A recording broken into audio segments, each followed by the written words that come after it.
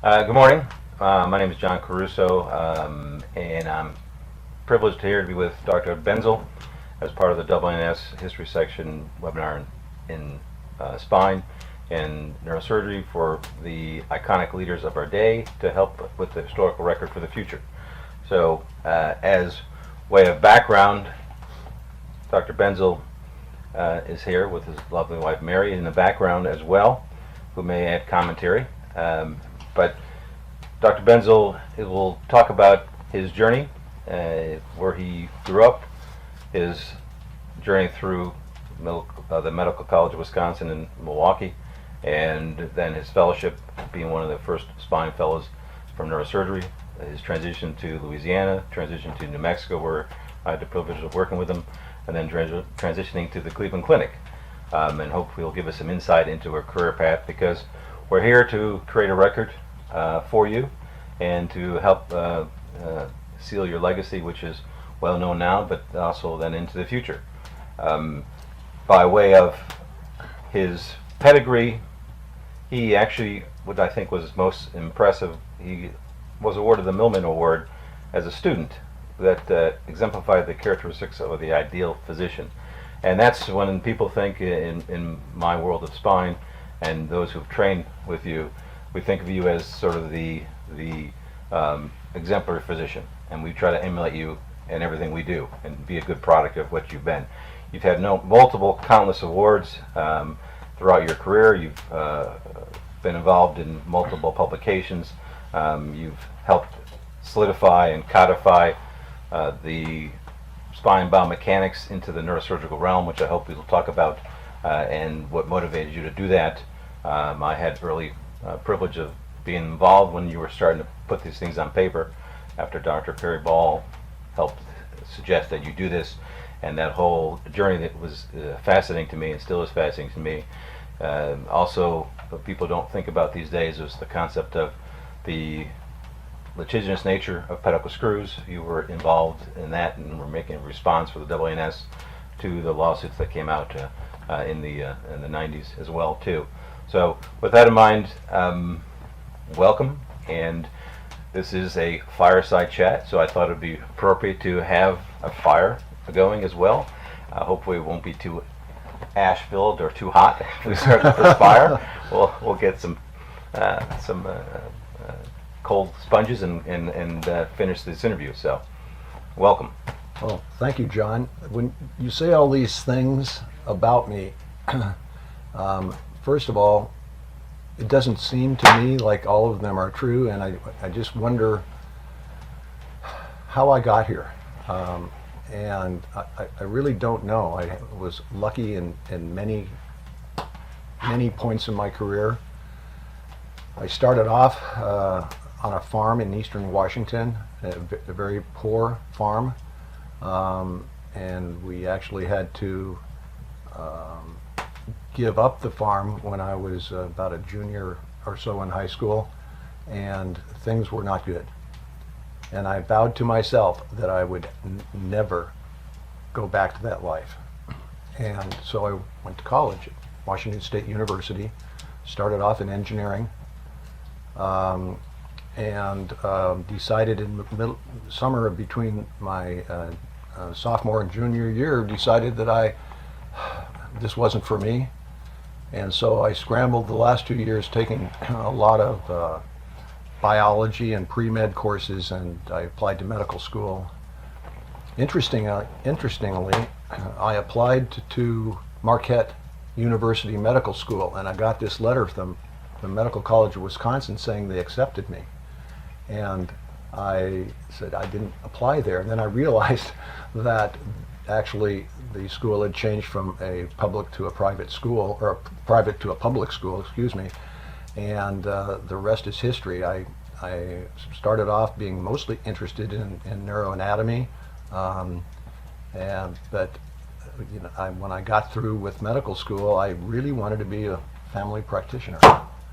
And so my wonderful wife Mary, and I took a trip. We did an interview trip throughout the United States, basically looking at various programs, and it became abundantly clear to me that I was not interested in family medicine.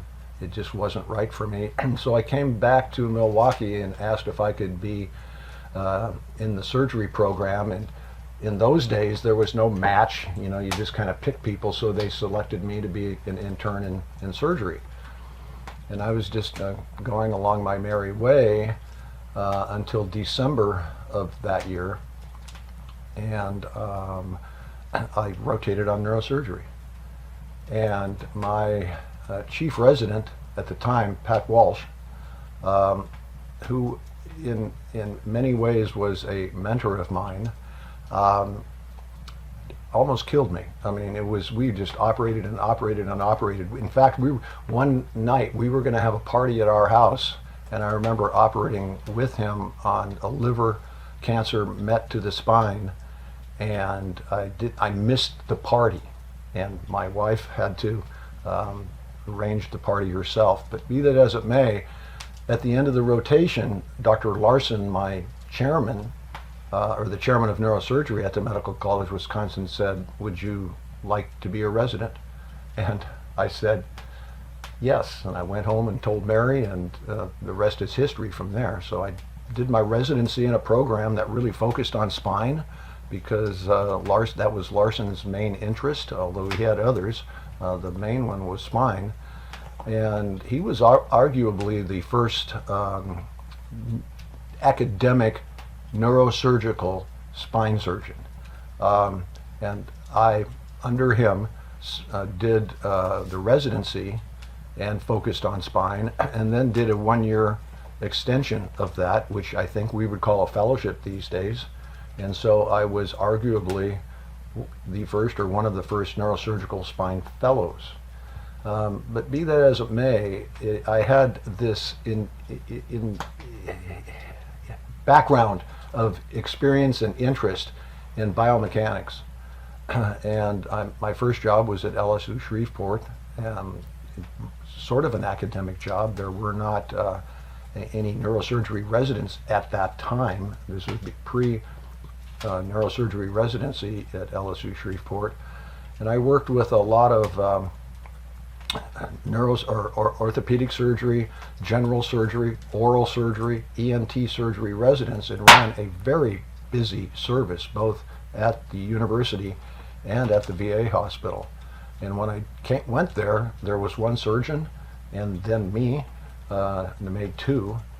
But subsequently he left, and I was there alone as the only neurosurgeon in a major trauma center for well over a year. Well, let's talk about that, because to me that's fascinating, because I came to know you when you then went to Albuquerque. Mm-hmm. But the legends of the time in Louisiana kind of preceded you. Case volumes, 500 to 600 cases a year, which is an exceptional amount of cases. And then the insight of pulling together all these asymmetric assets, like you talked about, to then make some salient research and make something very productive.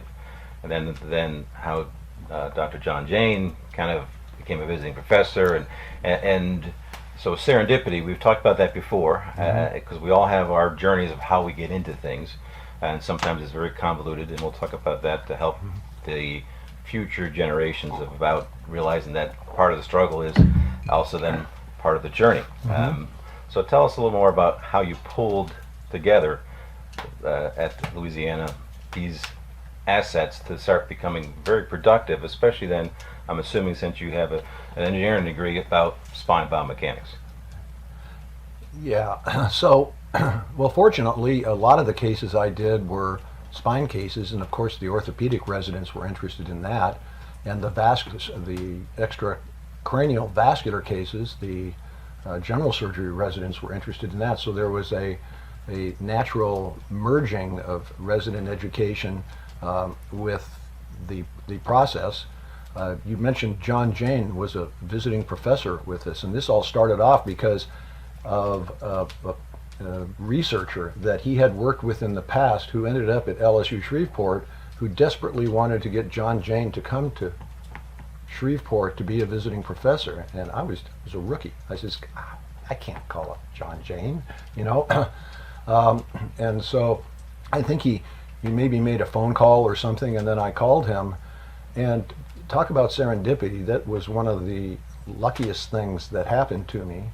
But I guess, you have to take advantage of it. Windows open and windows close, and if you're ready to leap through a window when it's open, and you're going to get to the other side, and maybe good stuff on the other side, and maybe bad stuff on the other side. But this one was good. He then invited me to be a visiting professor at UVA, and it was, first of all, nerve-wracking, but second of all, transformational, because I was converted from this cowboy country academic neurosurgeon to an actual real academic neurosurgeon by that simple move. And then I left, as all good things pass, and I went to the University of New Mexico. And I started a neurosurgery residency there, and before that, a spine fellowship. You mentioned Perry Ball. He was my first spine fellow, a graduate of Dartmouth, and he went back to Dartmouth and is still there and is a dear friend, who saw what I was trying to teach with regard to biomechanics, and he said, "You need to write a book." And that was the sole impetus, another window that opened, and I jumped through, and I landed on my feet on the other side. And that one maneuver really kind of made my career. It identified me as a biomechanist, somebody who could teach others why they were doing things and maybe why they shouldn't be doing other things. And basically I applied physics to the spine, and it's sort of been a launch pad for me in that regard. So you were keyed into it from their concepts of biomechanics and engineering, but you also must have seen a lack of organization. We think now, since neurosurgeons do most of the spine right now in the country, and 80% of all neurosurgeons do spine in their practice, and we're well versed, thankfully, because of a large part of your books and your biomechanics, we all understand the implications of spine. Were there things that you wanted to do early on, try to bring relevance to, bring out? Was there something that a patient, maybe a case, something that you struggled over that made it become very personal? Because that's an interesting journey, and you have the developed skills to do those sort of things from your background, and then the need filled, met the opportunity, which is interesting. I don't think there was any individual patient, but we did a lot of thoracic spine trauma in New Mexico, and that pathology really begs for the application of biomechanical principles. And so often people were just putting in the rods and decompressing, etc., and not thinking about what they were doing. And I don't try to apply physics to that. So I wasn't an engineer that really did a lot of physics. I was a chemical engineer. That's what I trained in. That's what I got a degree in. But what engineering gave me, or I took from that process, was analytical thinking. Being able to apply bending moments and loads and forces, etc., and understand and put on paper what it is that we were actually doing. But to me, being part of that early transition, the guiding principles that I want to ask you about, which were important to you, was always patient care first. There's a lot of Benzelisms out there. We've talked about that at national conferences, and a fool with a tool is still a fool, things along those lines. But one of the things that always impressed me, which I've always told people that I'm trying to teach as well and bring up, is when all else fails, examine the patient. Do what's best. Patient comes first. Those things were integrated early on with the biomechanics. So as you go from long instrumentation, long fusions to shorter fusions, shorter instrumentations, the various approaches to then trying to evolve the biomechanical applications of certain devices, and that, which we'll talk about hopefully as well too, about corporate influence in your life and what you see. What made you think about all this early on? Because most people, it's more linear. You were already trying to integrate this for better patient care. That's what was impressed upon me. So here's the deal. You, a surgeon needs to first think, I'm operating on patients. I'm not operating on images. So the surgeon needs to first assess the true need for surgery. And there's a lot of things that go into that, but it's too easy to look at an image and you see an L4-5 spondylolisthesis and say, well, that needs surgery. Well, what's the patient's complaint? Do they have a chronic pain syndrome? If they do, it's not going to help them. And so the mechanics are the end result of the thought process of doing the right thing, basically, and truly determining that a patient needs surgery because they have symptoms that correlate with the imaging studies.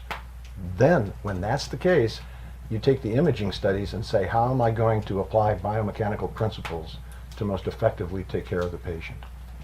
Do you think the implications of artificial intelligence and some of these algorithms will help enhance our patient selection in the future then, based on that?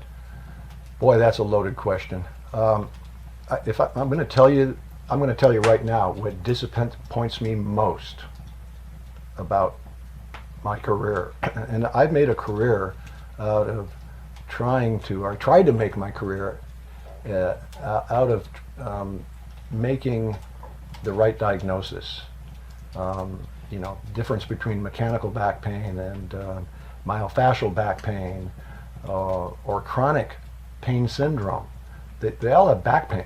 So you just can't say patient has this pathology on MRI and back pain, and so therefore I'm going to operate. We need to sort out the difference between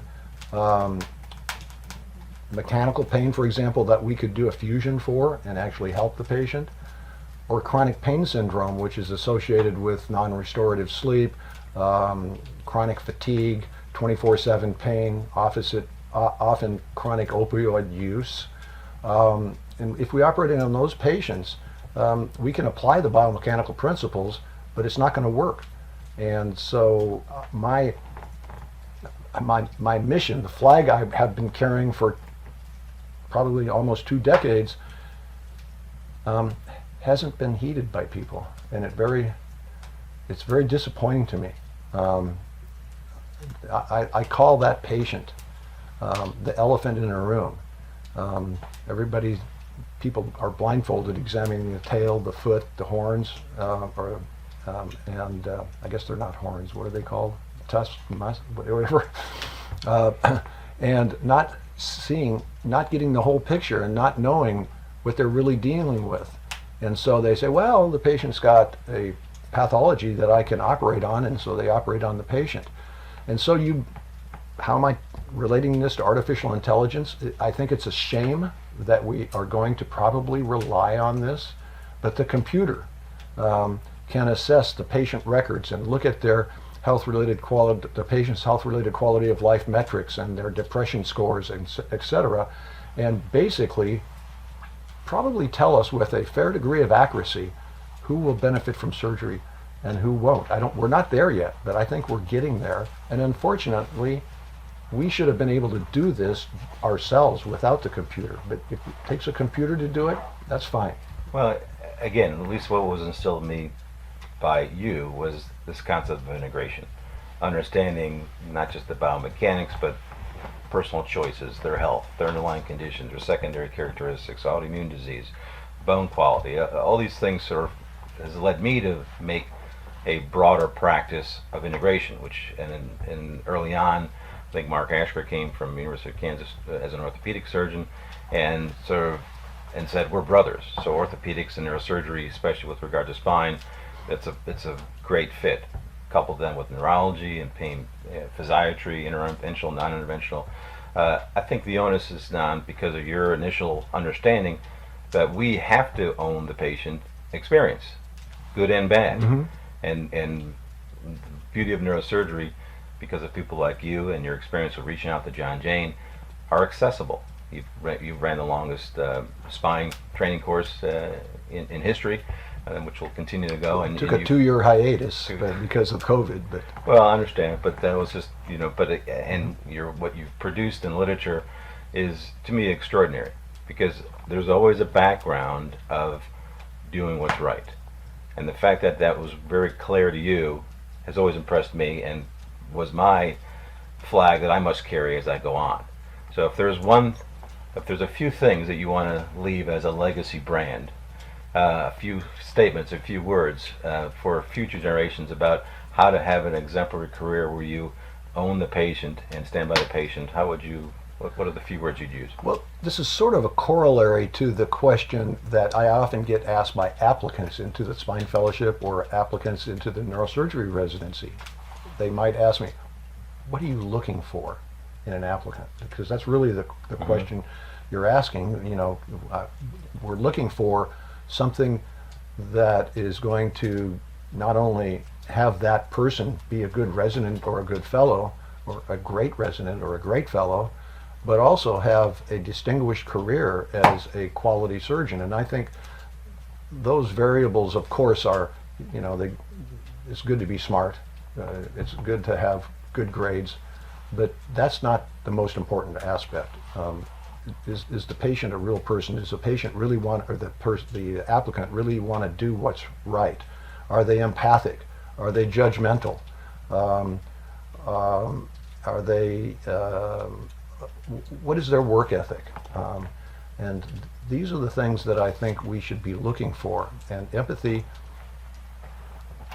is probably at the top of the list, because, you know, people, when I've seen trainees fail, they've failed because of one of two reasons. One is they simply couldn't multitask and found neurosurgery to be just overwhelming and difficult. And the second group are not anything technical or intelligence-wise, but they just had personalities that didn't fit with neurosurgery, didn't fit with caring for people. They irritated people, they irritated staff, they irritated patients, and to the point that it becomes intolerable. And so we probably made mistakes when we picked these people, but maybe if we focus on those attributes of being a quality human being more, we will have less problems with, you know, failed people in a residency or a fellowship. In the book Outliers, it comes across as if you have 10,000 hours, you can actually kind of master a skill set. And it's been, at least in the old ways, and when we trained, is you'd work 40 hours, you'd sleep 3 hours, and, you know, I've got 7 pictures of myself sleeping on the floor with the dogs throughout my whole residency.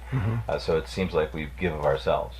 So a work-life balance comes into play, and then the social and psychological support system of others. Can you kind of speak on both of those pertaining to you, and then what you look for in residents with regard to that, or fellows? One of my sayings at the slides at the end of a talk I frequently give on leadership and et cetera to residents is I show a picture of my wife and I say, this is my spousal unit. If you have one and he or she is a keeper, do everything in your power to keep her or him.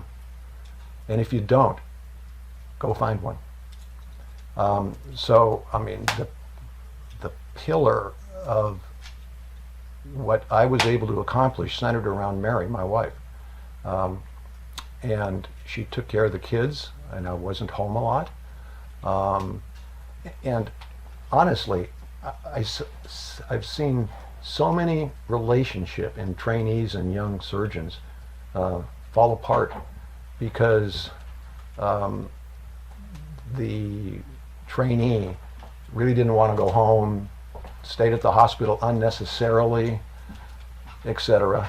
And also, there wasn't those marriages, there wasn't what I would consider an appropriate division of labor. I mean, what we run, Mary and I, is sort of it sounds too crass probably, but like a company. You know, everybody has their roles, and one of her roles is to manage the kids, keep the books, And my job is to be an academic neurosurgeon, and is, from a company perspective, that means putting bread on the table. But from a overall perspective, it means she facilitated me. She greased the wheels for me to be successful.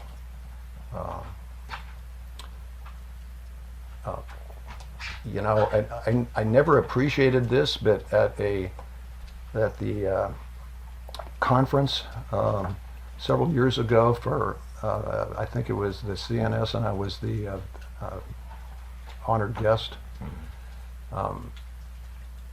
My wife and family were interviewed, and the next to the oldest son, and I didn't at all appreciate that this was the case.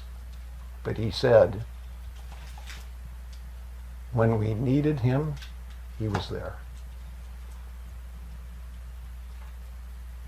Well, I think that's key. My life as well. I've been blessed by marrying up. We've talked about this before, and Mary's a rock star, and more people want to talk to her than you. No offense, because she's the glue. And I found out some things just you having dinner last night about her editorial component, wow. her involvement in bouncing things off of her, setting things up even for this setting here in my home. It's truly amazing what she's gone through. So again, and my wife is the same way. We've married up, and it's wonderful. But you know, finding someone like that who then we know supports us is key. So if there are 3 or 4 words, and I told you I wasn't going to do this, but I decided to do this. Well, thank you. That she would use to describe you. I think how she would describe yes, me. how would she describe you as a man, as a physician, as a husband, as a father? Because those are things that we have to give up. And one of the first things I said to my wife Kim when I was started out in neurosurgery was, I'm not going to be around. And I think that's sometimes a tough thing to understand, but we know what our craft involves. I think she would say that I am driven. I think she would say sometimes I talk too much.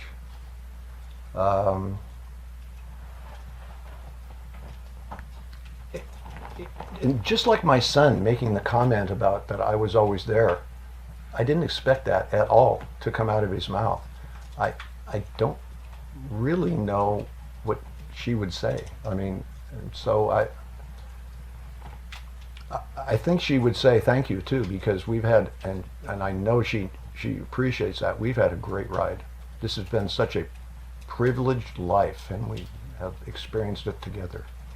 Well, and I think that the understanding of the word privilege and what we do as neurosurgeon, I think, is paramount, because that's the way I think we all should hold on to and cherish our profession, and help to then enhance that. And the stuff you've done, and you can talk a little about this with regard to some of the world and global neurosurgery that you're now involved in sort of promoting this across the globe. You know, finding different cultures, understanding different needs, equity within the system. Can you speak a little bit about that, about where you see the next 20, 25 years going, or what you'd like to aspire to as a organization? Well, I'm the editor-in-chief of a competing journal with the Journal of Neurosurgery. But Jim Rutka, the editor-in-chief of Journal of Neurosurgery, and I have had a number of conversations about it. The two journals really have a overlap, but there's a huge void that each of the journals fill. There was a case once where this old vet from Vietnam sent a stack of old films from Texas, and I went through them all, pulled some things, talked to you about it, you know, and was going to call him. You picked up the phone in the OR and you called that gentleman. And that was a lasting memory for me of do the right thing to complete the act. And that's kind of why, you know, we give because we have to give, and it's a profession that requires us to continue to give. We've got to have the support structure around us to make sure we can continue to give, because that's what's demanded of us. So, you know, getting back to that 10,000 hours of training, if you look at neurosurgery residency, you know, it's speculated that we do 30 to 40,000 1,000 hours of training to be good at what we do. So we have a unique and cherished skill set that we've got to promote and pass on and be an accelerant. You're that accelerant for neurosurgery and for spine biomechanics in particular. That being said, what do you think are your top 5 accomplishments or proud moments as a neurosurgeon in your journey? Well, I guess this could be one of them. I mean, you're saying all sorts of nice things about me, and that makes me proud. Mary paid me.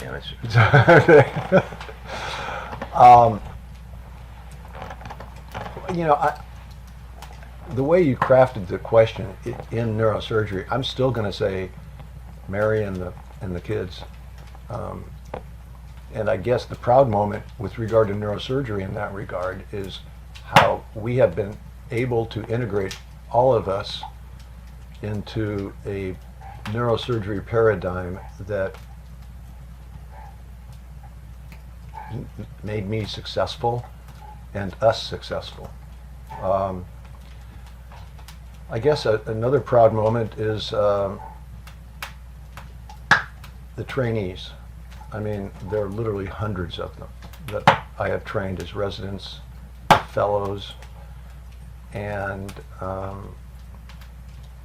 am proud that they call me for advice. I'm proud of what they do, and they are why I do what I do. I mean, if it wasn't for them, we wouldn't be sitting here talking. I mean, so is that 2 or 3? How much do I get credit for here? You always get credit. Well, wait, I got more. Okay, all right.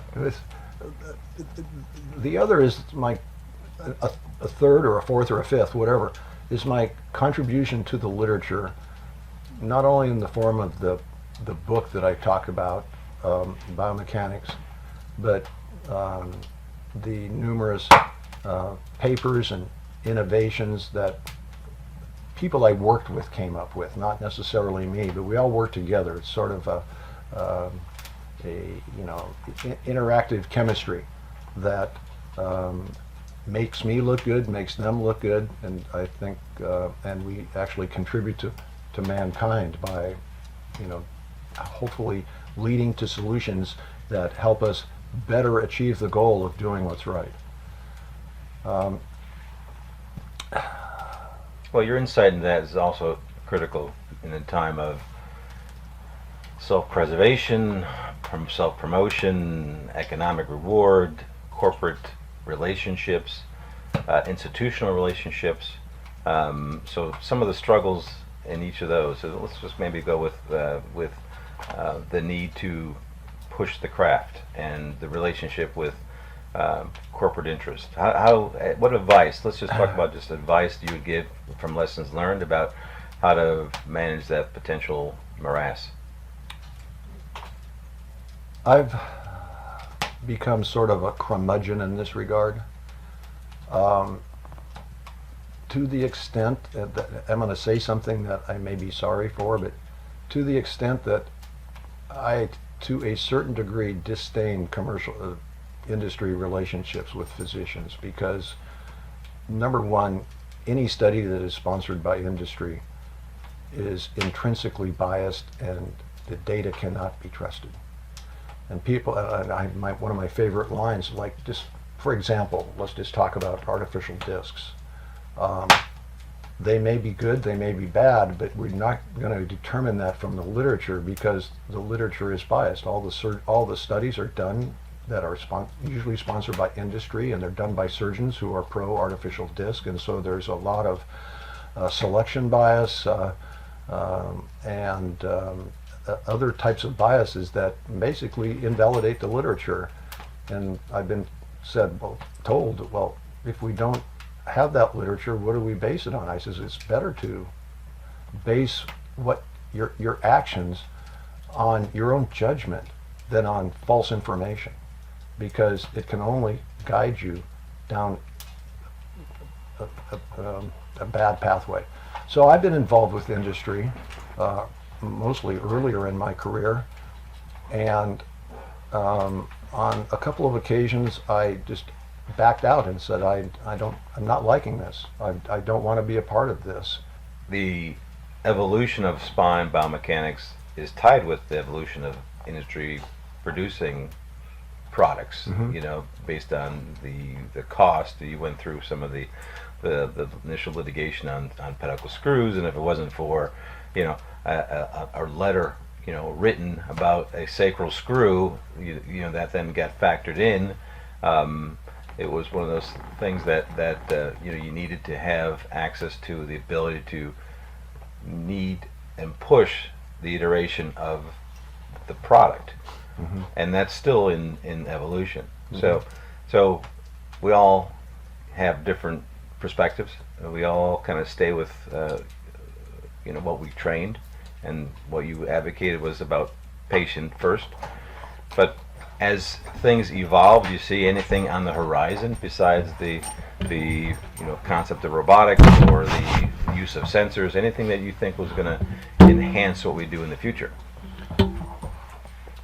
Well, I think minimally invasive or less invasive surgery is the wave of the future, and I'm not part of that wave. I'm an old dog. I'm a young dog, and so new tricks come a little bit more difficult to me than others. And I applaud those who do minimally invasive surgery and are pushing the envelope. But I just want to emphasize one thing. Minimal incision surgery does not mean it's minimally invasive. It could be maximally invasive because we're working through a small hole and have to remove more facet joint, for example, in order to get an adequate decompression. Well, that's invasive. That's not less invasive. That's more invasive. So I just think we need to keep our focus on the golden ring, and work in that regards. And I got to tell you, last week, and we used the exoscope, and I had never used it before, and the chief resident wanted to use it on a intradural tumor case, and I was more in awe with that new technology than any technology that had been introduced to in 40 years. I thought, I'm looking forward, and it was surprisingly easy to get a feel for what I was doing down here and looking forward. So number one, my neck didn't hurt. Number two, I had great light in the wound. And number three, there was an incredible depth of field. And so I felt that this is good. And there are a lot of technologies are good, but I was fundamentally more impressed with that than any new technology that I'd been exposed to. Sure. And so, a fool with a tool is still a fool. And we should use technologies to make good surgeons great surgeons, not bad surgeons passable surgeons. You've always encouraged continuing education, and this is what our national societies have done, which is, again, with lots of small venues, with even corporate sponsors for various improvement in techniques. There's a lot of spine surgeons out there who have given their time freely or at minimal cost, to help promote the craft. And I think that sense of honesty, because of efforts like you and your outspokenness on some of these relationships, I think is key and helps us into the future. The other one thing I'd like to have you talk about is the institutional issues, institutional creep, the dealing with different types of leadership or different philosophies, insights into how to deal with that, because we all have struggles, either local health systems, CEOs, bigger institutional biases. Can you comment on some advice for how to deal with those walls that seem insurmountable? Yeah, I have had a couple of epochs in my career that were difficult. And let me point out that old adage that says, in a mule train, if you're not the lead mule, the view is always the same. And when people, when anybody, but let's just talk about a neurosurgeon, an academic neurosurgeon, comes in conflict with a person who is above him or her in the big scheme of things, it's like being the mules other than the lead mule. And you have to deal with those situations and try to do your best to alter that. And if you can't, realize early on, not later, that maybe it's time to move. Because moving is okay. The average academic neurosurgeon has 3 jobs, and I'm on my 3rd job. So I'm Mr. Average, Dr. Average. And these conflicts are so common. I mean, people leave jobs more often than not because of some sort of dissatisfaction or conflict, and maybe because they see a better job. But often moves are lateral and not up. And if you're in a job that you like and you're having conflict, and you don't want to move, or it's not the right time in your career to move, then you make the best of it. And but always remember these things, these 3 words: do what's right. I mean, and you really can't go wrong in the big scheme of things if you keep doing what's right. And be true to your support systems. Yeah. And I think that's a key decision-making process. Is that you told me years ago, never turn down an opportunity to look at a job, because that helps you your thought process and what may be good for you and your family. Because if mama not happy, no one happy. We know that as well too. And with Mary being your advocate and your prop, holding you up for quite a bit, she has to be involved in this. And I think that's an equal discussion you got to have at every time, every pivot inflection point. Who told me that? Where I got that advice? Never turn down an opportunity to look at a job came from John Jane. So there you go. Now, so there's iterations of it now as well too, because I use that quote from you all the time and try to, and it becomes disturbing to some who then want to follow their chief resident, or the job may not pan out. And what I always tell them, your friend will care about you as a person, not that you're not pulling call, or you're not carrying your weight, or you're not happy. It's they will want what's best for you, and that's a true definition of a friend. Sure. And a colleague is that you want to advocate for that person, for their person's success, and that we sometimes lose that. So with regard to legacy, so someone's looking at this 50 years from now, and thinking, my God, you're a good-looking 73-year-old. But shucks. what couple of words would you want when someone invokes, Ed Benzel and the father of neurosurgical spine biomechanics? What were a few of the legacy brand phrases you'd like to be associated with? Well, I've already used one, and you've used it too. Doing what's right. Never succumb to economic issues.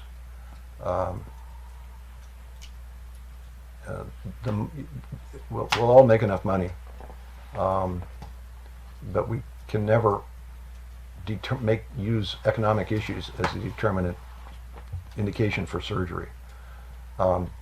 So doing what's right, working hard.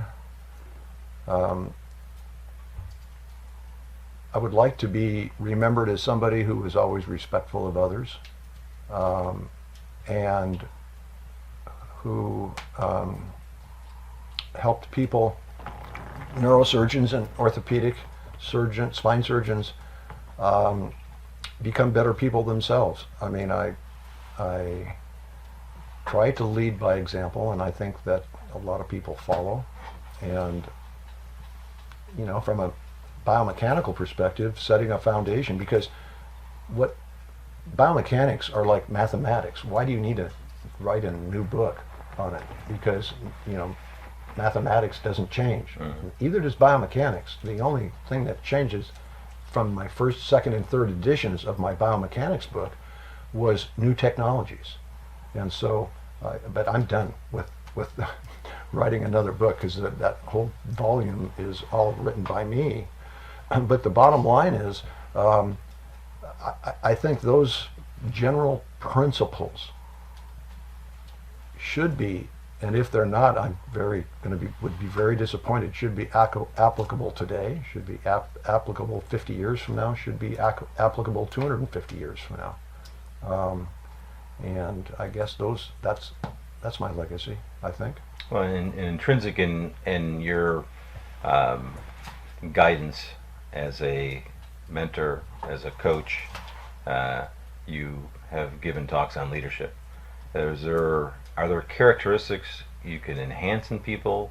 Are there people who are just born great leaders? Are there things you look for that, because most neurosurgeons have to be a leader in order to improve what we do, and especially with integration and technologies and regional care. So talk a little bit about your experience with leadership, and any advice or what you look for in residents, fellows, or colleagues. My favorite definition of leadership is that it is the art of causing others to do something that they otherwise would not have done. So you can look at the dark side of this and say Hitler was a great leader. In a sense, he was. But we're going to look at the bright side of this. When I often give a talk and I show a picture of my grandson, I said, everybody in the audience, you're all leaders. And I show a picture of my grandson and say, he's a leader. He leads his little sisters to do something they would not otherwise have done. To not cry, or to just, he helps them become better people. And we all do that for each other, and we got to recognize that, and we've got to, everybody needs to gather in that notion and develop it within themselves and say, damn, I am a leader. I am somebody, and act accordingly. Well, and the training reflects that. You're going to have to be the one, the buck stops with you. Mm-hmm. And again, like you said, when all else fails, take care of the patient. And I think that's the guiding principle. With regard to leadership, people in the past, books you read, anyone that you wish you, even if you had the ability to go back in time, would have had some time to kibitz with and learn from? Standard answers, Harvey Cushing, other giants in the field. But I'm going to give you an off-the-wall answer. I'm going to say Greg Popovich, coach of the San Antonio Spurs. Okay. I think he is a great leader. He's an honest person. He deeply cares about his players. And there was an era, not today, but an era in which he was unbeatable. And, he developed a culture in San Antonio. And I'd love to have dinner with him. And interestingly enough, as you probably know, I'm not a Republican, but I had an occasion years ago to spend a little time with George W. Bush, who came to Cleveland to look at some technologies, one of which I had been working on. And I just thought, in person, he was genuine. And you don't get that when you look at these slicked up politicians, giving their talks and making decisions. But we just talked about silly things like the boots I was wearing. He just looks down and sees I'm wearing cowboy boots as he was wearing. And I says, yeah, these are Lucchese's from Austin, Texas. And I just thought, you know, because this was sort of a short interaction, I thought this is a guy also that I'd like to have dinner with. So I guess I put Harvey Cushing just because of the uniqueness of it, Greg Popovich, and George W. Bush. How's that? Pretty good. And that, by the way, is just off the top of my head. Sure, I mean, sure. So I'm sure there's others. Well, and one of the things that we learn from is failure. What keeps us up is not our successes. Mm-hmm. We dismiss our successes. It's our job. Mm-hmm. It's our failures. Has there been any advice you'd give to how to deal with it? Because again, it's expected, it's Mm-hmm. needed, it's actually educational, Mm-hmm. right? And it's transformative. But how do you deal with it? And then maybe anything in your past that we all have things that haunt us, which we think we could have done better or should have done better, and that's part of the whole work through after cases. Is there any cases you would share to generally say that were in your past that made you try to improve everything you did? There's so many complications, that we all have that we kind of put out of our mind. Sir William Osler, in one of his treatises, wrote about outcomes. And we should divide them into three groups: failures, and I'm going to get this a little bit wrong, successes and failures, and questionable cases. And we should be honest with ourselves and review them and understand them. And a person who took that to task is Harvey Cushing. He recorded everything with photographs, with writing, and with drawings, and was basically the father of the current system we call a portfolio that residents use to collect data, but he did it with pencil and paper. And he arguably the most successful neurosurgeon, and in part that is because of his doggedness with regard to dealing with what went right and what went wrong, and listening to Sir William Osler's comments. So any complication that I've had that stands out, I can't really recall, and that's natural. You can only remember your successes, not your failures. But I do know that when I have complications, I adjust and reload as best I can. But it's necessary. Oh, absolutely. Absolutely. Absolutely.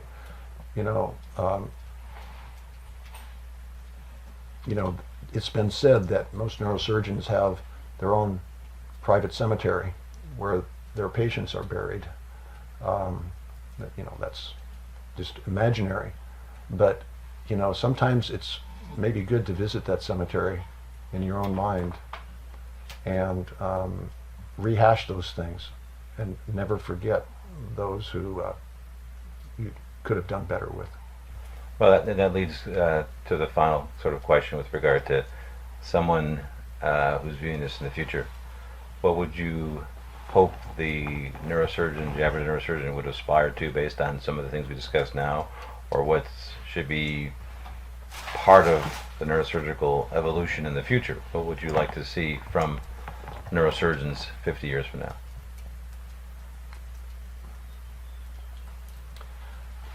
More of what I just talked about. I think we all have lapses in regards to selfishness, and sometimes become too selfish.